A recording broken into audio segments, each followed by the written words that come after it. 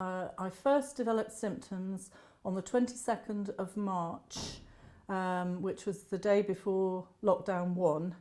Unfortunately, my husband and I had decided to self-isolate the week before. We were feeling a little bit vulnerable, so we self-isolated, which is very fortunate because I would have been infectious at that stage. I think probably the first symptom I had was a really, really indescribably bad sore throat. That was the first sort of issue, and that worked its way down my windpipe and into my lungs.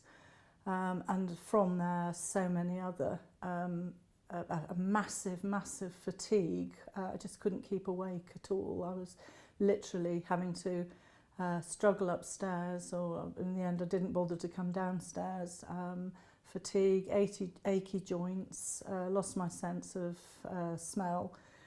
I just have never felt anything like it before. It was unlike anything I've ever had before. I would say probably from the really bad symptoms, I was ill for about a month. It was probably the end of April when I started to feel marginally better. But the whole sort of thing then carried on. It wasn't like, well, I've had flu previously or a really bad cold and you do get better, albeit gradually. But I just sort of reached a point where I just wasn't getting better at all. So literally, and also it comes in waves. It's such a horrible feeling, because one day you wake up and feel that you're really feeling a bit brighter and a bit better, and then it hits you in the middle of the night. I wasn't sleeping at all either. I spent about 3 months in the chair downstairs. I couldn't lie down at all. So I was very tired as well, obviously, through that. But it was this sort of coming and going in waves.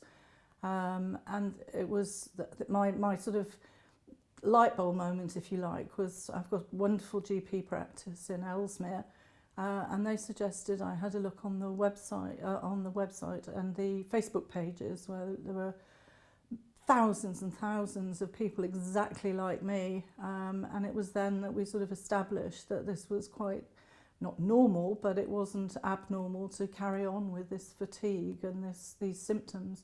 I had a sore throat, really. I've had a sore throat for 7 months, I would say, continually.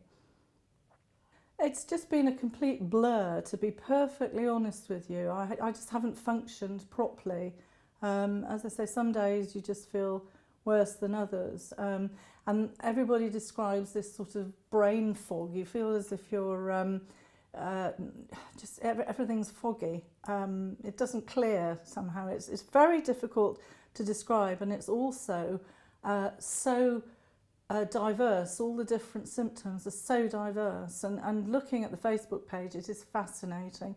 And a lot of the people on the Facebook page are really young, fit people. You know, there are firefighters, there are several marathon runners, Ironmen. And a lot of medical staff actually are now experiencing this long COVID that is being acknowledged. The general feeling is that you do recover. It's a bit like glandular fever or chronic fatigue syndrome. It burns itself out, but nobody knows why you're left with these strange symptoms and terribly short of breath all the time, and breathless, and sore chest and windpipe and voice. I can honestly say that it is nothing like flu. I've had really bad flu, proper flu, when you can't get out of bed and you feel so ill. This is just completely different. There's no rhyme or reason to it at all. And I just think, you know, there are two sorts. Obviously, the seriously ill and the elderly. You've only got to look at the hospital admissions and the terrible cases. And luckily, we are improving our care, and we're learning as we go along.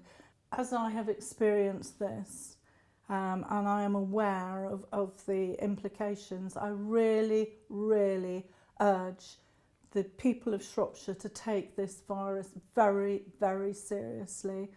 I think the first time round, the first lockdown, a lot of people didn't know anybody that had actually tested positive. Obviously, there weren't a lot of tests, But at the moment, we're all so vulnerable, and we can help ourselves.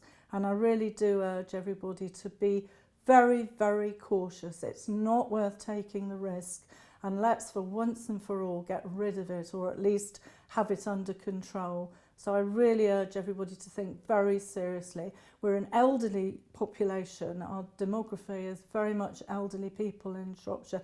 They are the most vulnerable, and I really think that everybody has to act responsibly, and do limit your contact with other people. Only go out if you absolutely have to.